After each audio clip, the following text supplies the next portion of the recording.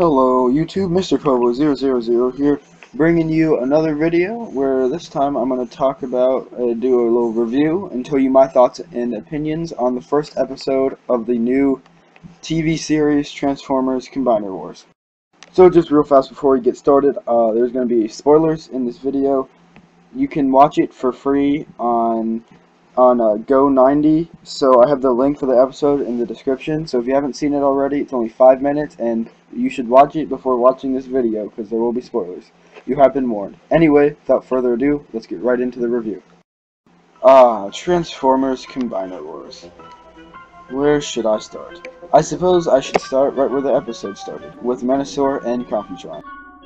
So, like I just said, the episode starts with Menasor and Computron fighting as they're falling towards the planet Caminus.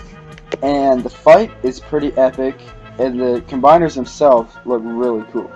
Now, I don't know much about Computron, but he just looks pretty great in this series, and I just really love the animation and the art style.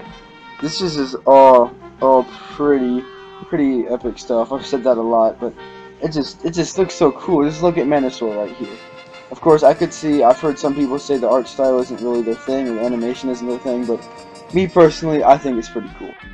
Now then, if you're this far in the video, I'm going to go ahead and assume that you've already seen the episode. So as you know, they soon land on Caminus, and Menasor just totally murders Computron. So now we have our first official death in the Combiner Wars series. Except actually, the ending kind of made it seem like he might not be dead, but shh. Anyway, so he seems like, I don't know much about Computron, like I said, but he seems like a pretty prevalent combiner. So I was kind of surprised that they kind of killed him off within like a minute of the episode starting, or something like that. But pretty soon, two other people show up. And those two people are Windblade and Maxima. So, Maxima and Windblade are all fighting Menasor, and he's kind of, like, beating the crap out of them until Maxima sacrifices herself to beat him. And this is the second death of the series, and the only thing about this one is it just kind of fell out of place, for me personally, because Windblade was all upset, and she, like, kind of started crying a little bit. But I just didn't really care that much because I didn't know this character. I didn't feel emotionally attached to this character at all. I just all around didn't care that much. Anyway, one thing leads to another, and because of the sacrifice that Maxima did, Menasor ends up going down. And after a little bit of exposition and stuff, he dies.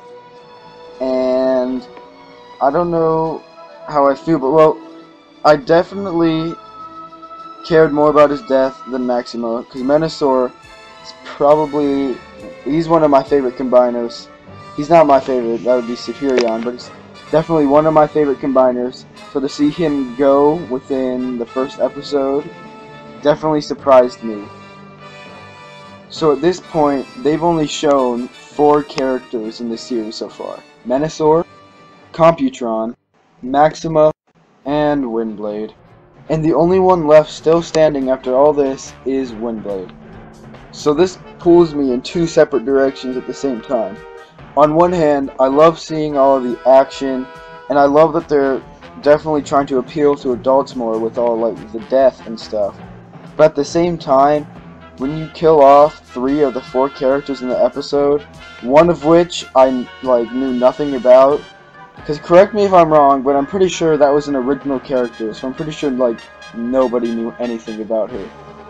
So on one hand, it's cool that they're going for the more adult tone, but on the other hand, they need to be careful not to kill off too many people, or else death will become meaningless.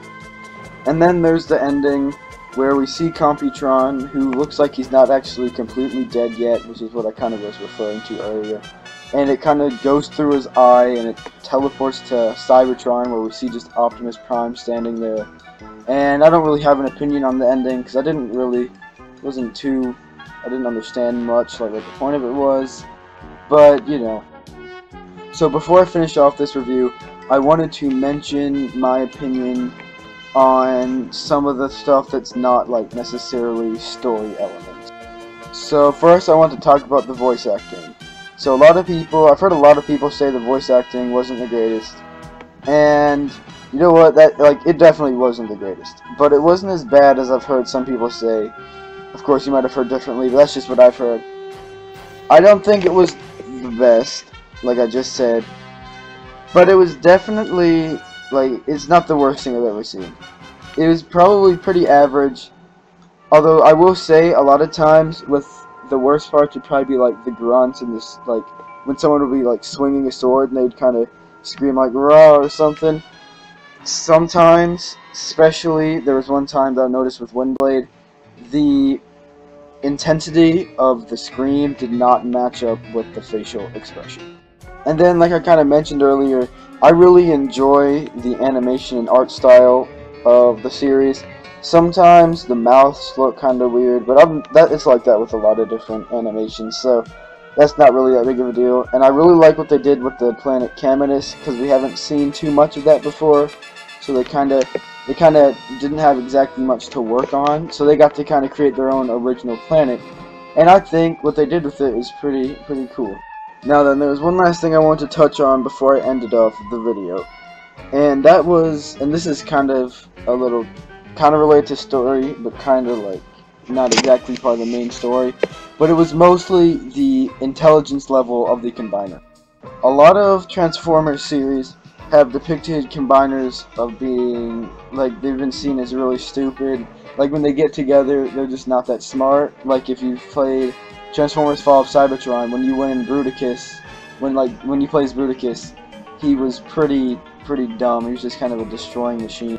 And then there have been other series which have depicted Combiners as being smart, like smarter than just thinking destroy, destroy, destroy. But they also haven't been like smart enough to carry on a normal conversation, like in the IDW comic book series, where the Combiners are smart, but they're still just kind of like, you know, Menasor, destroy, and all that stuff. But in this series, Menasor at least is basically functioning in the brain as like he has the same amount of intelligence as a normal robot, and he's able to understand what's going on and everything. And truthfully, I'm not the biggest fan of that, because like he kind of gives us a little bit of exposition at the end with the whole they'll build an army of Combiners and stuff. But that's just kind of my opinion on the whole thing. But don't think that I hate that. I just guess I'm kind of not used to it. But I don't know, I say I kind of don't enjoy it, but I also, at the same time, it's kind of cool to see Combiners who are, you know, just as able to function as every other bot out there. And of course, since this is a whole new series and like a whole new universe and storyline and stuff, they can make the Combiners to be whatever they want. Anyway, I've rambled on long enough, because this review was longer than the actual episode itself. But, thank you all so much for watching. I want to hear your idea, or your opinions on the episode. You can go and comment them below, I'll be sure to read them. Overall, I think the episode was pretty good. I'm definitely looking forward to episode 2. I thought it was a good episode. I hope they start to get longer as time goes on, and I just honestly can't wait to see where the series goes. So yeah, like I said, tell me your opinions in the comment section below. I'm going to have another stop motion coming out within the next couple of days. It will be a sequel to that first Transformers episode I made. And so if you want to see that, go ahead and subscribe. And if you feel inclined to, then it'd be great if you gave this video a like. And if you don't agree with my opinion, then go ahead and comment and tell me why. Because I'm all about, you know, differing opinions and stuff. Just try not to be a jerk about it. Anyway, see y'all in the next video.